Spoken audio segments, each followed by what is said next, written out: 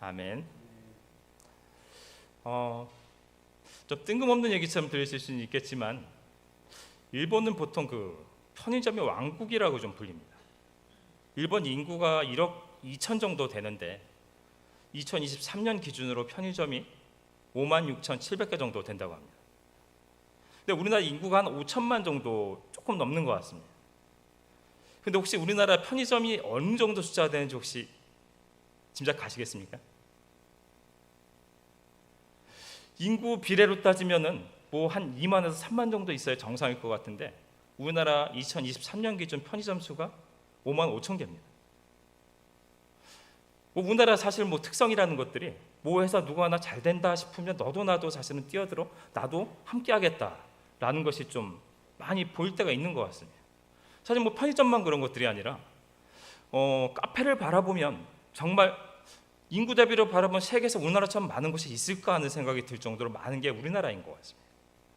뭐 프랜차이즈부터 해서 개인 카페까지 뭐 심지어 우리나라 인구가 세계적으로 봤을 때 29위라고 표현을 하는데 스타벅스 숫자가 세계 4위라고 이야기를 합니다. 인구 대비라면 우리나라가 가장 많은 것이 맞을 것입니다. 워낙 참 유행에 민감하고 또 남들이 해서 무엇인가 잘 된다 싶으면 너도 나도 다 뛰어드는 모습들을 우리가 발견할 수 있게 됩니다.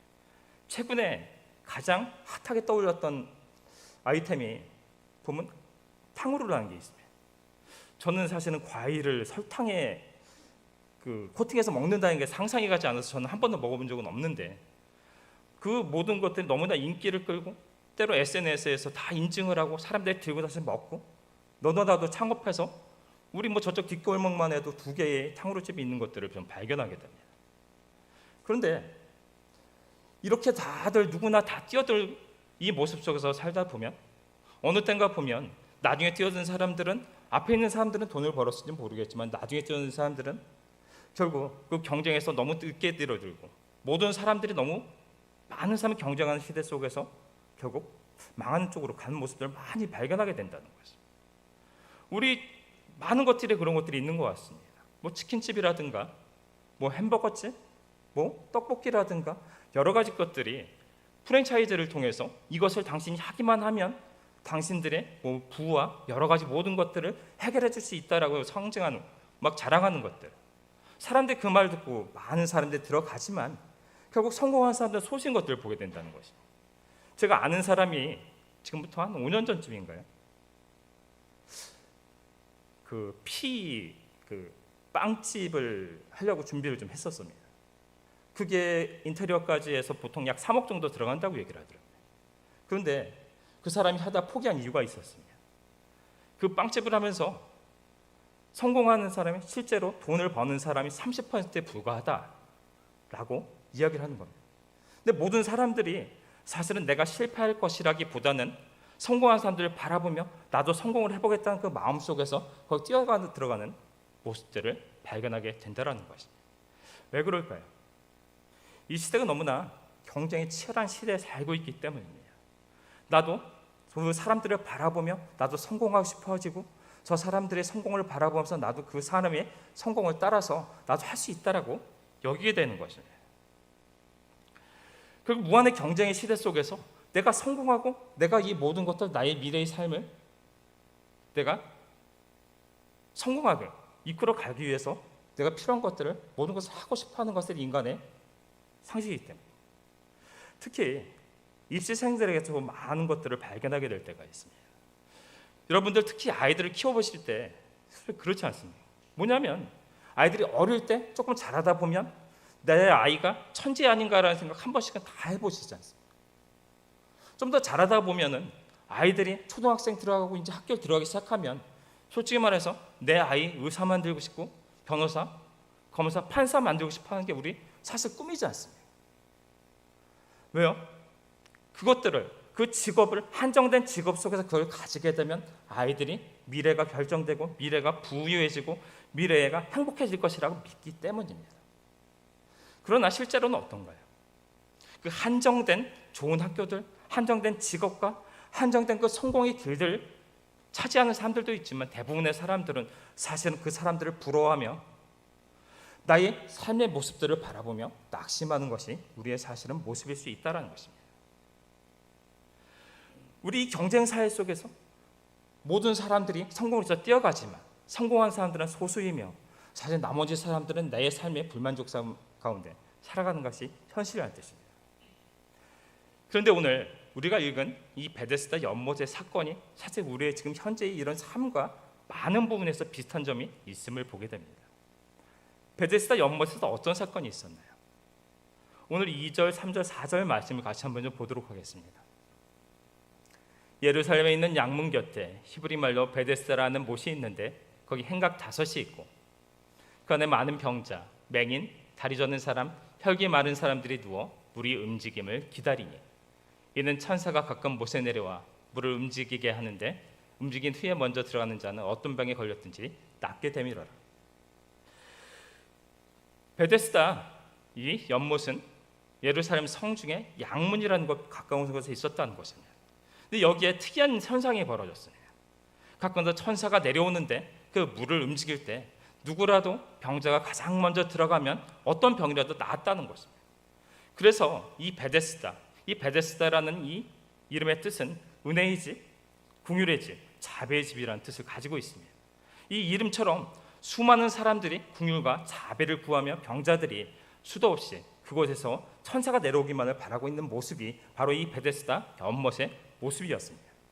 근데 그 안에서도 경쟁이 존재한다는 것입니다. 여러 병자들이 있는데 여기에 특히 사실은 경쟁에서 뒤처질 수밖에 없는 몇몇의 병자들의 이야기라는 것을 보게 됩니다. 그래서 첫째는 맹인이었습니다. 이 조금 전에 모든 병이 난 조건은 천사가 내려와 물을 움직일 때 가장 먼저 들어가는 것입니다. 근데 소경이 천사가 내려오는지를 볼 수도 없는데 또 사람들의 이야기를 들었다 할지라도 어디에서 물이 움직이는 것을 알아야 들어가는데 경쟁력이 떨어진다는 거예요. 또 한 사람은 다리 젖는 자라고 말합니다. 저도 계속 한동안 좀 다리가 좀 아팠던 적이 있는데 다리 아픈 것들 정말 힘들게 만들고 걷기도 힘든 모습들을 저도 경험했습니다. 다리가 전다는 것들 그나마 몸은 건강한 병자들에 비하면 경쟁력이 없는 사람입니다.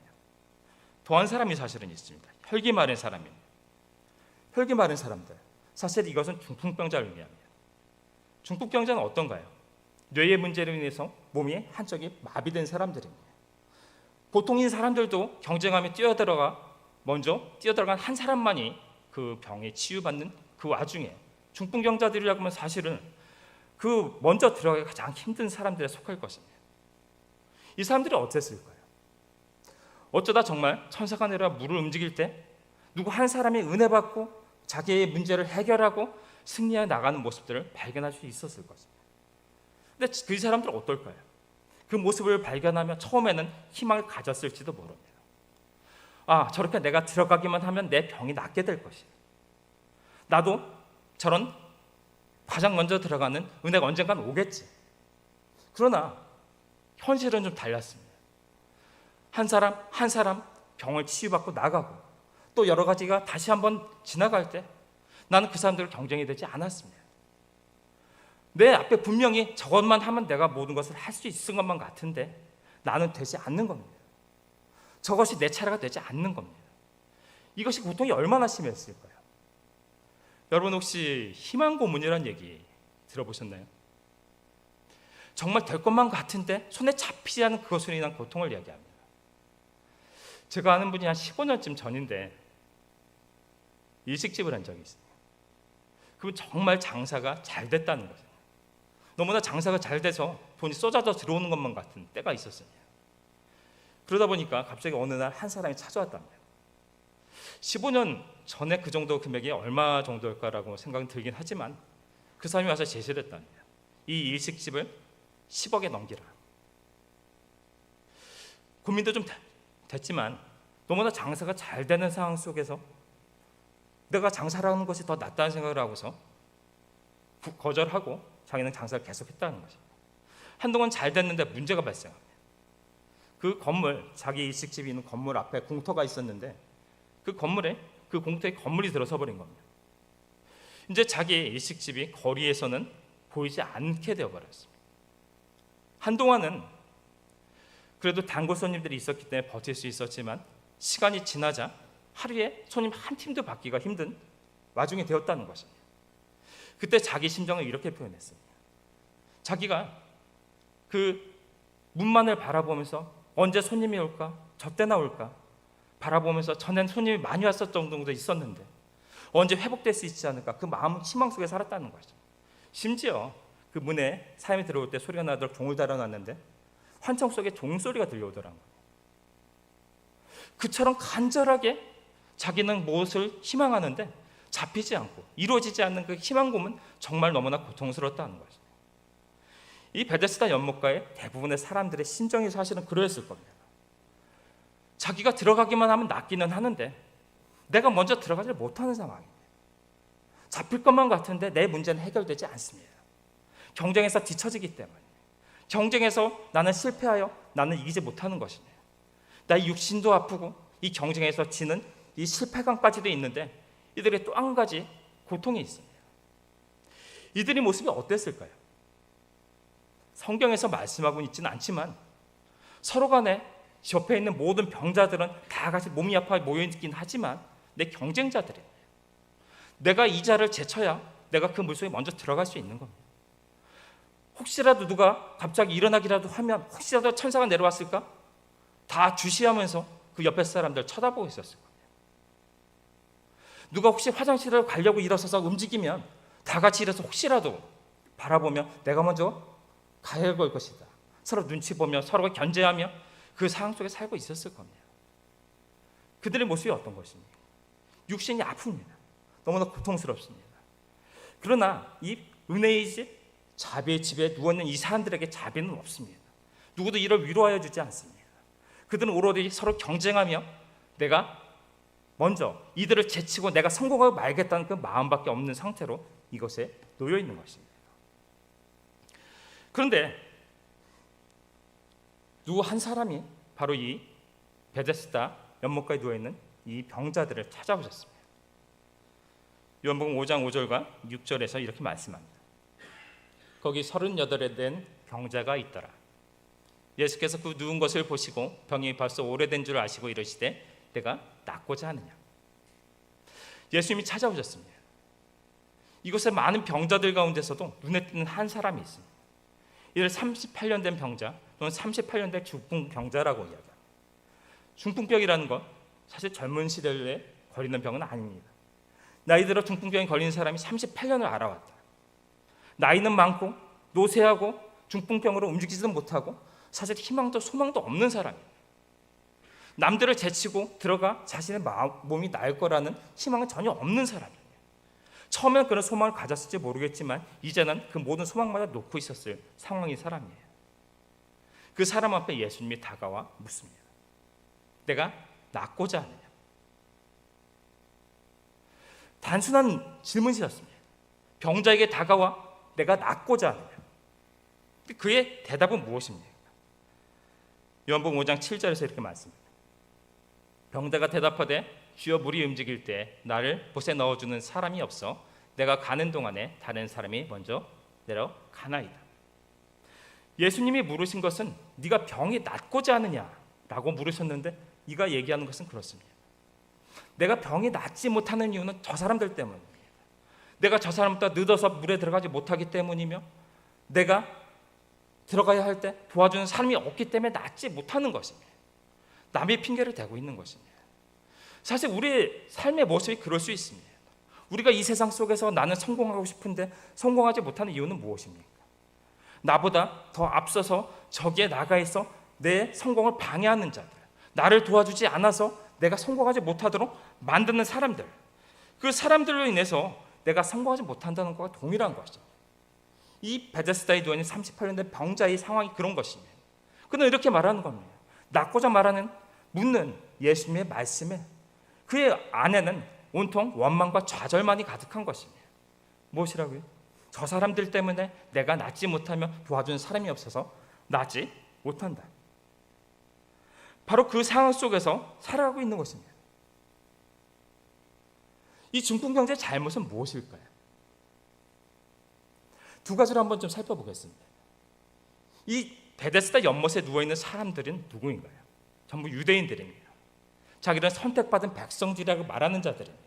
하나님의 약속을 가지고 율법을 받고 율법을 지킴으로 자기 구원받겠다고 말하는 자들입니다. 그런데 이들이 하고 있는 모습은 무엇입니까?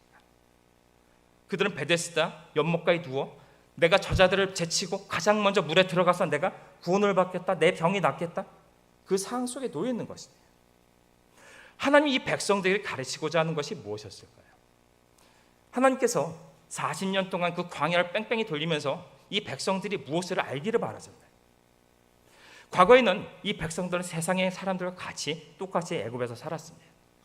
사람들과 경쟁하며 내가 먼저 그것을 쟁취하고 내가 가져야 내가 성공하고 승리하는 것입니다. 그런 삶을 살았던 자들입니다. 그러나 하나님 그들에게 새로운 것을 가르치고자 하셨습니다. 광야에 아무것도 없습니다. 그러나 그 아무것도 없는 가운데 하나님께 나아가 구하면 하나님께서 만나로 먹이시고 메추라기를 먹이시며 물을 내어 그들을 먹이시며 그들을 부어서 약속의 땅까지 인도하시는 하나님을 알게 하고자 하셨습니다. 즉 모든 어려움과 힘든 것이 있을지라도 하나님을 붙들고 살아가는 삶의 방법을 배우라는 뜻이었다는 것입니다. 그런데 하나님의 백성들이 이 병자들이 바로 베데스다 연못가에 누워 서로들을 바라보며 저자 때문에 내가 낫지 못한다라고 원망하고 있는 상황인 것입니다. 하나님의 백성의 힘이 무엇일까요? 나의 힘과 나의 능력과 나를 도와주는 사람들, 하나님 앞에 있다는 것입니다.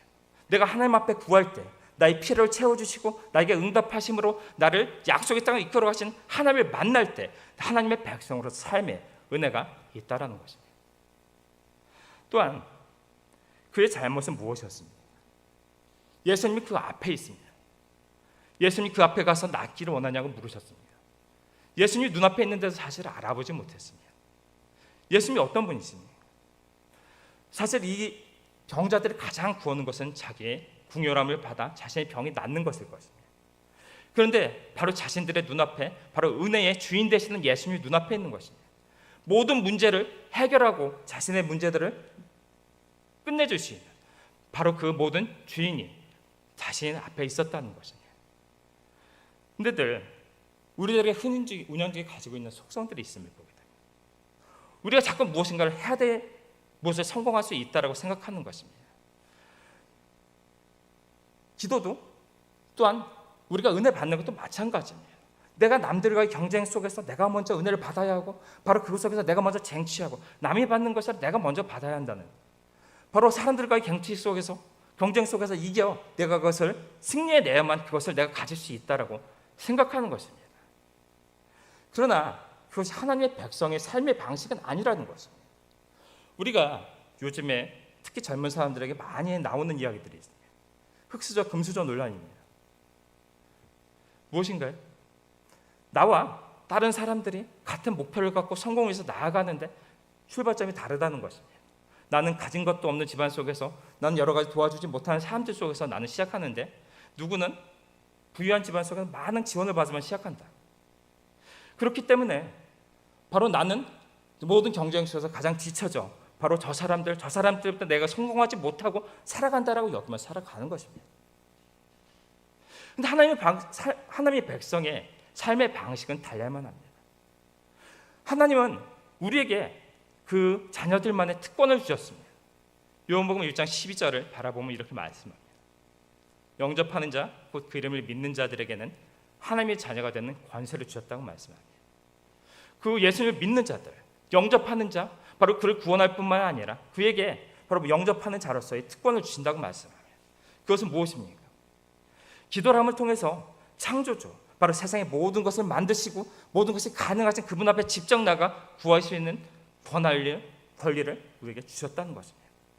그런데 자꾸만 우리는 우리 스스로 사람들과 경쟁하여 무엇을 이루려고 합니다. 신앙도 세상의 모든 일도 바로 예수님 앞에 나가 우리가 구하여 그 속에서 기도하며 하나님의 응답을 통해서 우리가 세상을 도모해야 될 그 시기에 사실 우리는 자꾸만 자신의 옆에 있는 사람들을 바라보며 저 금수저들 때문에 내가 성공하지 못한다 라고 말한다. 예수님을 만난 중풍병자는 어떻게 되었습니까? 오늘 8절과 9절에서 이렇게 말씀합니다. 예수께서 이르시되 일어나 내 자리를 들고 걸어가라 하시니 그 사람이 곧 나와서 자리를 들고 걸어가니라. 예수님이 만나기 전에 이 중풍병자는 바로 아까와 같은 삶이었습니다. 옆에 있는 사람들과 경쟁하며 혹시나 언제 나에게 그 차례가 돌아올까, 그 속에서 살아가는 삶이었습니다. 그러나 예수님을 만난 중풍병자의 삶은 달라집니다. 더 이상 주변의 사람들과 경쟁할 필요가 없습니다. 예수님이 찾아와 그의 모든 필요를 바로 채워주셨기 때문입니다. 주변을 바라볼 필요도 없고 바로 주변의 사람들, 성공한 사람들을 바라보며 낙심하고 원망하고 좌절할 이유가 존재하지 않는 것입니다. 중풍병자의 삶은 바로 이처럼 예수님을 만날 때 변화되었습니다. 예수님을 만날 때 치열한 경쟁 속에 살아가던 그 모든 삶의 노여나 바로 자신의 모든 병이 낫는 근원적인 문제 해결을 받게 되었다는 것입니다. 우리에게 이 사건은 무엇을 말해줄까요? 여기 계신 모든 성도 여러분들, 이 한 주간 속에서 여러분들 이번 주간은 치열한 경쟁의 삶 속에서 살아가시며 이 자리에 오셨을 것입니다. 자녀를 가지신 여러분들, 가족을 가진 분들, 바로 자신을 위해서, 자녀를 위해서, 그 모든 것들을 위해서, 그 모든 경쟁의 삶 속에서 내가 승리해서 내 가족들을 살리겠다, 이 마음으로 지금까지 이 자리에 오셨을 것입니다. 그러나 항상 우리가 치열한 경쟁 속에서 우리 주변 사람들만 바라보며 내가 저들을 이겨서 내가 그것을 쟁취하여 내가 성공하고 말겠다, 만약 이런 삶 속에서 살아간다면 사실 우리의 삶이라는 것들은 이 베데스다 연못가에서 지금도 경쟁하며 살고 있는 그들의 모습과 다르지 않을 것입니다. 그것은 세상의 방법이라고 우리에게 말씀하는 것입니다. 소수의 성공자들을 제외하면 모두가 실패자일 수밖에 없는 삶의 방법, 세상의 방법이 될 수밖에 없습니다. 그러나 오늘 중풍병자, 모든 사람들과의 경쟁에서 밀리던 자가 예수님을 만날 때 그는 삶의 문제가 해결될 보게 됩니다. 근데 또 한 가지 문제를 한번 생각해 보기 원합니다. 우리가 예수님 안에 은혜라는 것이 너무나 작아서 내가 먼저 쟁취해야, 내가 먼저 그것을 뺏어내야만 내가 얻을 수 있나요? 예수님의 은혜라는 것은 너무나 크신 분입니다. 우리에게 여기 모든 사람들이 각자의 기도 제목을 가지고 미래의 것들을 가지고 또한 자신의 꿈과 목표를 가지고 자신의 문제점들을 가지고 나가 간절히 기도할 때 이 모든 사람들의 문제를 들으시며 그분들을 인도하시고 그들에게 축복하시며 그들의 삶 가운데 하나님의 은혜를 내려주시는 분이 예수님이라는 뜻입니다. 나를 옆에 사람들을 바라보며 경쟁하는 것이 아니라 내가 바로 예수님 앞에 소망을 두고 예수님 앞에 나가 간절히 구할 때 우리 각자가 예수님의 은혜 가운데 살아갈 삶이 펼쳐지게 된다는 것입니다. 오늘 말씀 정리해 보겠습니다. 우리는 때로는 교회 안에서 살아갈 때 보면 하나님의 은혜도 기도의 응답마저도 부러움이 대상이 되고 내가 맞지 못한 것에 대한 원망이 대상이 될 때가 있음을 봅니다. 자꾸만 우리가 세상의 관점으로 바라보기 때문입니다. 세상의 관점으로 바라보며 바로 내가 받지 못한 것에 대해서 원망하기 때문입니다. 저 사람이 먼저 받은 것에서 내 안에 원망이 나타나는 것입니다. 그러나 우리가 믿는 예수 그리스도 안에서의 방법은 다릅니다. 각자 자신의 믿음을 가지고 주님 앞에 나아가야 되는 것입니다. 여러분이 바로 이곳에서 오실 때 각자 가지고 있던 그 삶의 문제들을 가지고 나의 미래의 목표와 꿈을 가지고 바로 예수님 앞에 나아가 구해야 할 것입니다. 여러분 구하는 자들마다 바로 예수님을 만나주시고 은혜로 여러분의 삶을 이끌어 가시게 되는 것입니다. 흔히 5만 번의 기도 응답을 받은 조지 밀러라는 사람들의 이야기를 잘 아실 것입니다. 그의 삶을 바라보며 부러워하고 그의 삶과 같아지기를 바랄 때가 있습니다. 그러나 그것이 중요한 것이 아니라, 그를 부러워하는 것들이 중요한 것들이 아니라 바로 지금 이 순간에 내가 주님 앞에 나가 그분을 붙잡을 때 내 문제가 바로 주님 앞에 응답되어짐으로 내 문제 해결되는 단 한 번의 지금의 은혜가 가장 중요한 것입니다. 남의 받은 은혜가 중요한 것이 아니라 내가 주님을 붙잡고 나가 그 가운데 받는 은혜가 내 삶 속에 있어야 한다는 것입니다. 충분히 충만한 은혜를 가지고 우리를 향하여 기다린다고 말씀합니다. 요한복음 10장 9절과 10절에서 이렇게 말씀합니다. 함께 읽도록 하겠습니다. 내가 문이니 누구든지 나로 말미암아 들어가면 구원을 받고 또는 들어가며 나오며 꼴을 얻으리라. 도둑이 오는 것은 도둑질하고 죽이고 멸망시키라는 것뿐이요 내가 온 것은 양으로 생명을 얻게 하고 더 풍성히 얻게 하려는 것이라. 아멘. 예수님이 이렇게 말씀합니다. 내가 온 것은 너희로 하여금 구원하며 또한 풍성한 삶의 모든 것을 공급해 주기 위해서 오셨다고 말씀합니다. 이 세상 가운데 우리는 여러 가지 경쟁 속에서 지금까지 살아왔습니다. 우리는 어떻게든 이겨서 내가 승리하고자, 나는 성공하고자 노력하는 삶을 살아옵니다. 그러나 오늘 베데스다 연못에 이 예수님 우리에게 말씀합니다. 너희는 주변의 사람들을 바라보며 너희들이 성공하지 못했음으로 인하여 낙심하고 좌절할 것이 아니라 나에게 나오라, 나에게 구하라. 나에게 구하는 모든 것들 내가 너에게 풍성하게 내려줄 것이다. 너희들이 주변이 아니라 바로 나의 안에 나에게 소망을 두고 살아감을 통해서 너희가 은혜 가운데 충만히 살아갈 수 있는 우리에게 말씀하시는 것입니다. 이곳에 오신 모든 성도 여러분, 바로 우리에게 풍성한 은혜를 약속하신 그 주님을 붙잡고 그 약속을 믿으며 주님 안에 소망을 두고 살아감을 통해서 모두 주님의 풍성한 은혜를 살아가실 수 있기를 예수님의 이름으로